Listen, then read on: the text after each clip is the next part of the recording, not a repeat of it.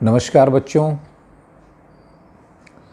आज कबीरदास जी के पदों में से आपकी पाठ्य पुस्तक क्षितिज में जो संग्रहित है, कक्षा 9 के लिए एनसीईआरटी की पाठ्य पुस्तक में संग्रहित कबीरदास जी के साखियों को हमने पढ़ा और उनको वास्तविक अर्थों में जानने का प्रयास भी किया और मुझे पूरा विश्वास है कि निश्चित रूप से वह आप लोगों के लिए फ़ायदेमंद होगा, उपयोगी होगा।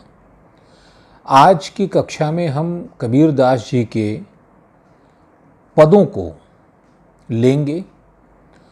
पद ऐसी शब्द रचना को कहते हैं जिनमें एक से ज़्यादा पंक्तियाँ होती हैं।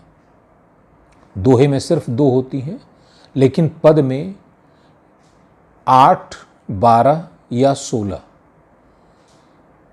इस क्रम में पंक्तियां होती हैं और ये गेय होते हैं, इन्हें गाया जा सकता है। साखी अर्थात दोहे और पद में यही अंतर है। शेष विषय वस्तु में कोई अंतर कबीर के दोहे और कबीर के पदों में नहीं है।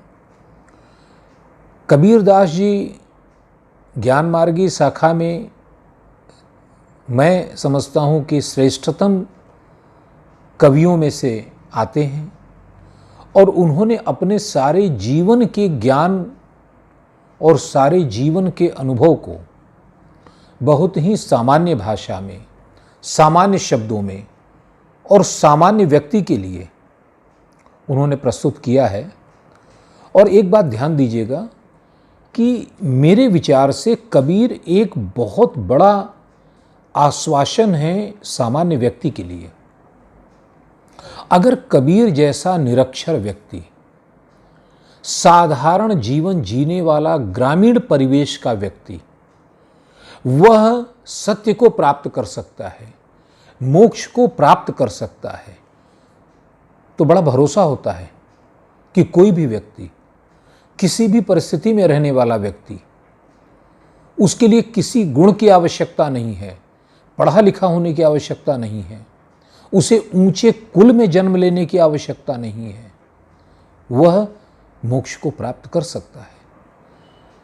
तो मैं समझता हूं कि कबीर इस संदर्भ में अद्वितीय हैं। उनकी तुलना इस बिंदु पर शायद किसी अन्य कवि से किया जाना उचित नहीं होगा, संभव नहीं होगा। हम सीधे उनके पदों पर आते हैं। उनका पहला पद जो आपके पाठ्य पुस्तक में संग्रहित है वह है, मोको कहाँ ढूंढे है बंदे, मैं तो तेरे पास में। ना मैं देवल, ना मैं मस्जिद, ना काबे कैलाश में, ना तो कोनो क्रियाकर्म में, ना ही योग बैराग में, खोजी होएं तो तुरते मिली हों, पल भर की तलाश में, कहें कबीर सुनो भाई साधो, सब सांसों की श्वास में। कुल 8 पंक्तियां, प्रत्येक पंक्ति के 2 भाग हैं और इनमें पूरा एक ज्ञान का ऐसा क्रम कबीर प्रस्तुत कर देते हैं कि एक अकेला पद संपूर्ण जीवन के लिए, किसी सामान्य व्यक्ति के लिए पर्याप्त है। उसे अन्य किसी भी ज्ञान, क्रिया, ध्यान अथवा योग में उलझने की आवश्यकता नहीं है, भटकने की आवश्यकता नहीं है। पहली पंक्ति हम उठाते हैं, मोको कहाँ ढूंढे रे बंदे। यह परब्रह्म का या परम चेतना की ओर से कहा गया वाक्य है कि बंदे मोको कहाँ ढूंढे, मैं तो तेरे पास में। इससे आसान भाषा में अद्वैत वेदांत के उस सिद्धांत को व्यक्त करना मुझे नहीं लगता कि संभव है कि ईश्वर अंश जीव अविनाशी। हम उसी परम चेतना के अंश हैं। इस बात को इतने सहज शब्दों में कहना ये कबीर के बस की ही बात है। मुझे तुम कहाँ ढूंढते हो? एक प्रश्न उठता है कि हम बाहर ढूंढते क्यों हैं? अगर हमारे अंदर ही वह चेतना है, वह प्राण है, वह ऊर्जा है, वह सत्य है, हम बाहर ढूंढते क्यों हैं? बाहर ढूंढना हमें बड़ा आश्वासन देता है। अंदर ढूंढने की तलाश बड़ी खतरनाक यात्रा होती है। बाहर ढूंढने में सबसे अच्छी बात यह है कि हम अपनी खोज को चाहे जितनी लंबी कर लें, चाहे जितना उसे रास्ते से विचलित कर लें, हम किसी बात के लिए दोषी नहीं हैं। हमने प्रयास तो किया, हमने हर मार्ग आजमाए, ध्यान का भी आजमाया, योग का भी आजमाया, वैष्णव भी हो गए, शैव भी हो गए, शाक्त भी हो गए, जितने जप तप नियम संयम उपाय पूजा जो भी बताया गया हमने किया। अब भाई हमें नहीं मिला सत्य, तो हम कहाँ से दोषी हैं? बड़ा सीधा सा उसका एक बचाव का तरीका है बाहर ढूंढने में। इसलिए बाहर ढूंढना आसान है, लेकिन यदि हम उसे अंदर ढूंढने का प्रयास करते हैं तो बड़े खतरे हैं उसमें। हमें गहरे उतरना पड़ता है और उस गहराई में, मन के उस अंतस्थल में उतरना साहस नहीं होता। ऐसी चीजें उस अंधेरे में हमने छिपा रखी हैं, कितने कुविचार, अपनी कितनी गलतियां, अपने ही व्यक्तित्व के कितने अनदेखे पहलू छिपा रखे हैं, जिसे दूसरों को दिखाना तो दूर, स्वयं हम भी शायद देखने का साहस नहीं करना चाहते। यही सच्चाई है। तो अपने अंदर की यात्रा बहुत कठिन होती है और शायद यही कारण है कि कथित रूप से सत्य का खोजी बाहर तो सब खोजता है। काबा से लेकर काशी तक, कैलाश तक, देवल में, गिरजाघरों में, मस्जिदों में, हर जगह खोजता है। आसान भी है, हमारी सुविधा के अनुरूप होता है। हमें जब सुविधा मिली हम मंदिर चले गए, सुविधा मिली हम अपने धर्मस्थल पर चले गए, नहीं सुविधा मिली हमने क्षमा मांग ली। लेकिन जब अंदर ढूंढेंगे तो वह तो हर क्षण साथ होगा। अब कल्पना कीजिए, आप बैठे हैं और अचानक परम सत्ता, जिसे भी आप मानते हो, वह ईश्वर, वह गॉड, वह अल्लाह प्रकट हो जाए और वह कहे कि चलो भाई तुम मेरे अच्छे भक्त हो और मैं अब 24 घंटे तुम्हारे साथ रहूंगा, हर वक्त तुम्हारे साथ रहूंगा, लेकिन सिर्फ तुम हमें देख पाओगे, बात भी कर पाओगे। आपको क्या लगता है, जीना आसान होगा? बहुत कठिन हो जाएगा। आप झूठ बोल पाएंगे? जब आप फोन पर किसी को झूठ बोलते हैं, जब आप ऑफिस में किसी बात के लिए गलत कहते हैं, जब आप किसी के साथ धोखा करते हैं, जब आप किसी के बारे में गलत सोचते हैं, जब आपको ऐसा लगता है कि उस व्यक्ति ने मेरा नुकसान किया है और उसके बारे में आपके मन में ऐसी धारणाएं आती हैं जो उसे नुकसान पहुंचाने के लिए होती हैं, क्या आप उसके सामने कर पाएंगे? कुछ भी नहीं कर पाएंगे। जीवन बड़ा कठिन हो जाएगा अगर आपका ईश्वर आपके समक्ष 24 घंटे रहे। यही फर्क है। हमने मंदिर में उसे मूर्ति बनाकर बैठा दिया है, हमने गिरजाघर में उसे यीशु बनाकर बैठा दिया है, हमने अल्लाह के रूप में उसे मस्जिदों में कैद कर दिया है कि भाई आप यहीं रहो, हमें जब खोजने की आवश्यकता होगी हम आपके पास चले आएंगे, और जब आवश्यकता नहीं होगी तो हम अपना काम करेंगे। और उस काम करने में हमें सत्य असत्य, झूठ सच, लोभ क्रोध घृणा, किसी चीज की परवाह नहीं, हम सब कर लेंगे। जब आपके यहाँ आएंगे तो हम पूरी तरह साफ सुथरे होकर आएंगे, है ना? बड़ी सुविधा की बात है। इसी कारण से कबीर कहते हैं कि मुँह को कहाँ ढूंढे रे बंदे, मैं तो तेरे पास में, मेरे ही पास में है, आपके पास में है, हम सबके पास में है।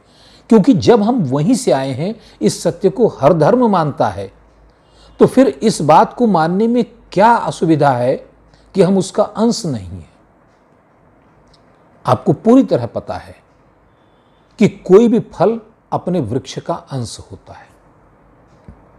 देखने में, आकार प्रकार में, रंग रूप में अपने वृक्ष से अलग हो सकता है, लेकिन है उसी की व्युत्पत्ति, और फल जब नष्ट होगा तो पुनः वही वृक्ष उत्पन्न होगा। तो अगर हम यह मानते हैं कि हमारी रचना, हमारा जन्म, हमारी उत्पत्ति हमारे उसी परम सत्ता से हुई है, तो इस सत्य से कैसे इनकार कर सकते हैं कि वो हमारे भीतर वर्तमान है?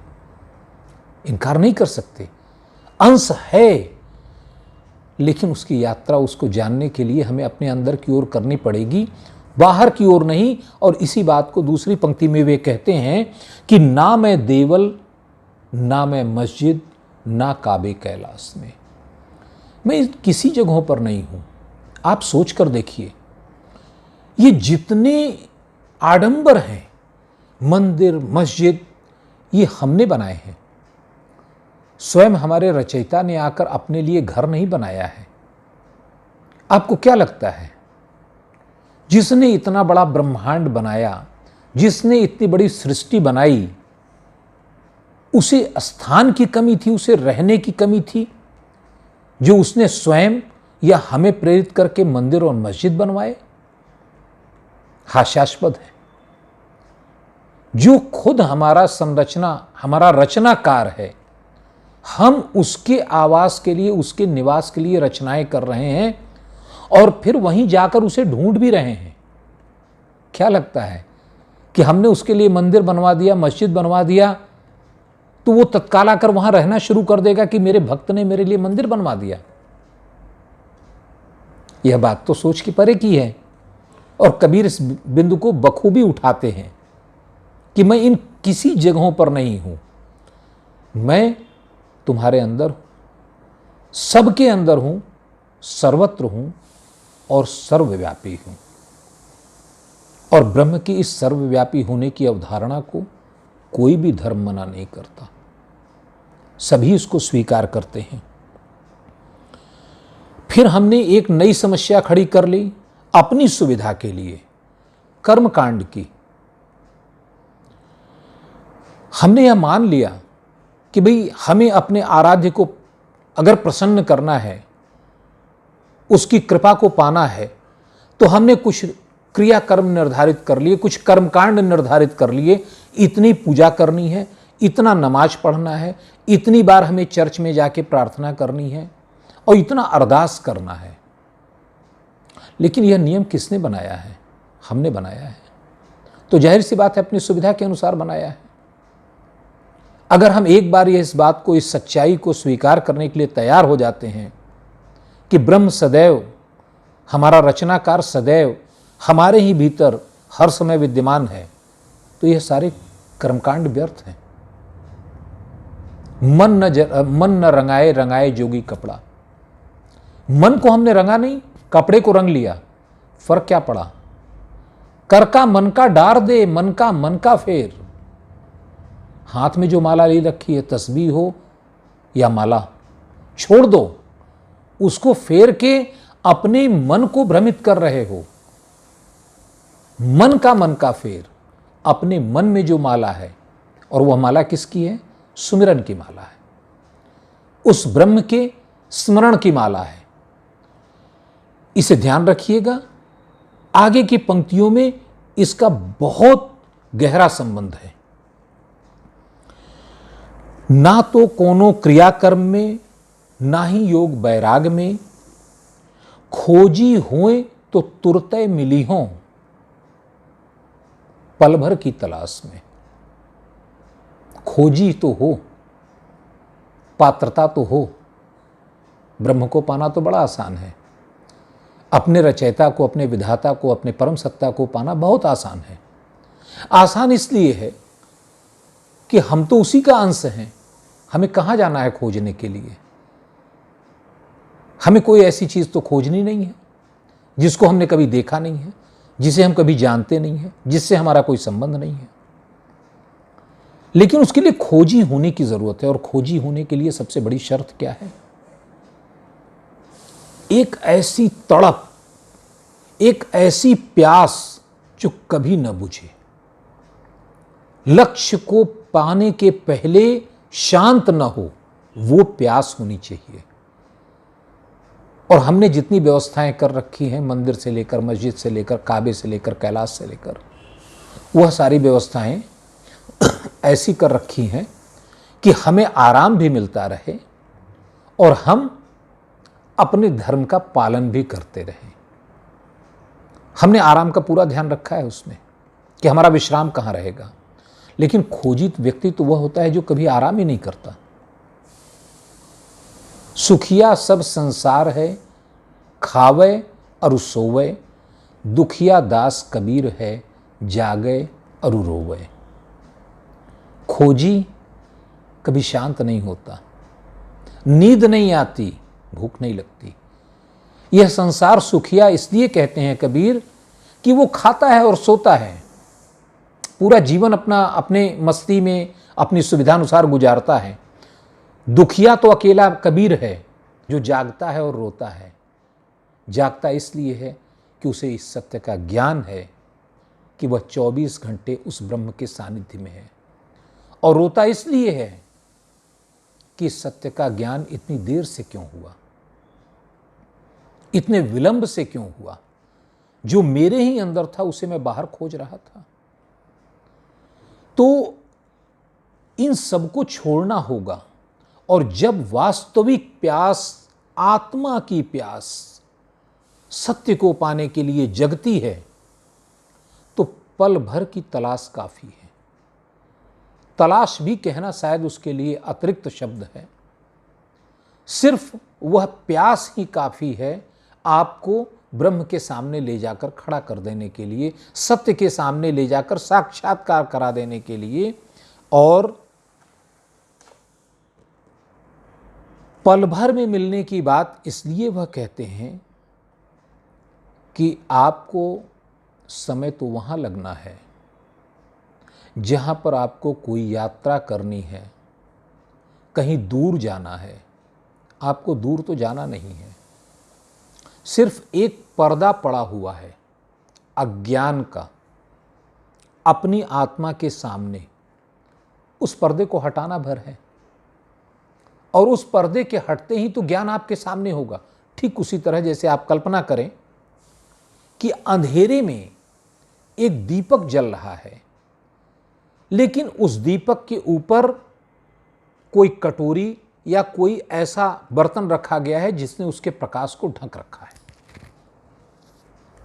तो क्या उस अंधकार को दूर करने के लिए आपको कहीं ज्यादा प्रयास करना है?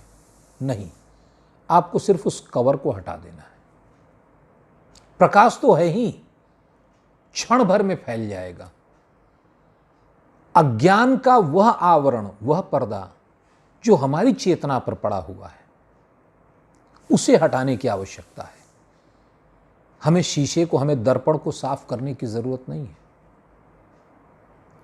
तस्वीर अच्छी दिखेगी, केवल अपने को साफ करने की आवश्यकता है। और ऐसा हम कर लेते हैं तो क्षण मात्र लगता है ज्ञान को प्राप्त करने में।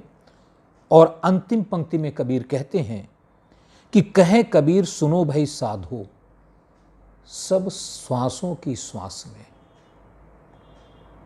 थोड़ा गूढ़ है यह पंक्ति, गंभीर है, और अर्थ की गंभीरता के साथ समस्त योग प्रक्रिया का निचोड़ है। आप योग प्रारंभ करते हैं और अंतिम बिंदु पर जब पहुंचते हैं तो यही सत्य सामने आता है कि कबीर कहते हैं कि इसके लिए किसी और बहुत बड़े लंबे चौड़े व्यवस्था की जरूरत नहीं है, प्रक्रिया की आवश्यकता नहीं है। सब श्वासों की श्वास में, श्वास जो हम लेते हैं जीवित रहने के लिए, वह साधारण श्वास है। लेकिन श्वास को प्राणवायु भी कहा जाता है। और प्राणवायु क्यों कहा जाता है? क्योंकि वह जो वायु हम लेते हैं वह एक अवस्था में सीधे हमारे प्राणों में स्पंदन उत्पन्न करती है। योग क्रिया में यह बताया जाता है कि जब आप ध्यान की प्रक्रिया में उतरते हैं तो आपकी साधारण श्वास वही आपके प्राणों की श्वास बन जाती है, आपकी चेतना की श्वास बन जाती है जब आप उस श्वास पर केंद्रित होते हैं। जब उसके आरोहण अवरोहण को आप देखना प्रारंभ करते हैं, जब उन श्वासों की गहराई में उतरते हैं, यह बड़ा तकनीकी भी है और योग क्रिया का बड़ा महत्वपूर्ण अंग भी है, क्योंकि योग का प्रारंभ ही श्वासों पर नियंत्रण से होता है। मन चंचल है, चेतना हर क्षण भागती रहती है, विषयों में उलझती रहती है। उसे शांत करने के लिए कोई अन्य उपाय नहीं है, कोई दवा नहीं है, कोई तरीका नहीं है, कोई उपचार नहीं है। उसके नियंत्रण की बागडोर कहाँ है? श्वास है। अगर चेतना हमारे बेलगाम घोड़े की तरह है तो श्वास उन पर लगे हुए लगाम की तरह है। अगर श्वासों पर आपने नियंत्रण किया तो चेतना पर नियंत्रण होता है। और यह योग का प्रमाणित सत्य है, स्थापित सत्य है, स्वीकृत सत्य है। तो अगर श्वासों पर आपका नियंत्रण हो गया तो इसका अर्थ है कि आपकी चेतना पर आपका नियंत्रण हो गया, आपकी मानसिक विचलन पर, आपका मन जो चारों तरफ दौड़ता रहता है उस पर नियंत्रण हो गया। और ऐसा नियंत्रण होने के बाद अज्ञान का वह आवरण हटने में पल भर का समय लगना है। आप साक्षात ज्ञान के सम्मुख होंगे और तलाश वहीं पूरी हो जाती है जब आप अपने ही अंदर विद्यमान अपने आराध्य को देख पाते हैं। तो कबीर का यह पद बहुत सुंदर, बहुत ही मार्मिक, योग की सारी गहनता गूढ़ता को लिए हुए अत्यंत सहज भाषा में हमें वह मार्ग बताता है कि हम ब्रह्म तक कैसे पहुंच सकते हैं।